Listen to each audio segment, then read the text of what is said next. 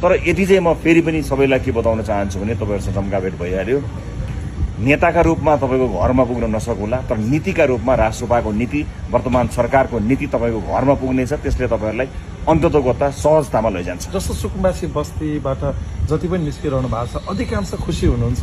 अब हामी भूमिहीनहरूले चाहिँ जग्गा पाउने भयो भनेर खुसी हुनुहुन्छ। एउटा कुरा चाहिँ सरकारप्रति नागरिकको विश्वास भयो भने यस्तो वातावरण बन्छ। सरकारले केही न केही गर्छ, हाम्रो लागि केही न केही राम्रो गर्छ सरकारले, ठिकै छ त, सरकारले व्यवस्था गर्छु भनेको छ, हामी विश्वास गरौँ न त भन्ने वातावरण बनेको हुन सक्दछ। नागरिकको विश्वास प्राप्त गर्नु ठुलो कुरा हो। सरकार त बन्छ, सरकार आज मात्र बनेको होइन, दुई तिहाईको सरकार पनि बने ढले भइरहन्छ।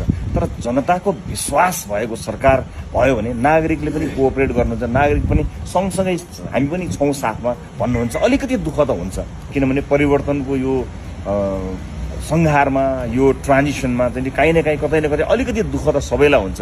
तर त्यसले दिने नतिजा, भोलिको पुस्ताले पाउने जुन एउटा नतिजा छ, हामीले त एउटा चुनावबाट अर्को चुनाव हेर्ने होइन नि, हामीले त एउटा पुस्ताबाट अर्को पुस्तामा जाने हो।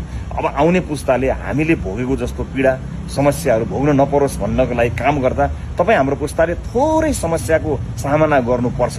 तर यसलाई नियमित प्रक्रिया हो भनेर मानिदियो भने भोलिका लागि, भविष्यका लागि राम्रो हुन्छ। जस्तो मेरो अर्को एउटा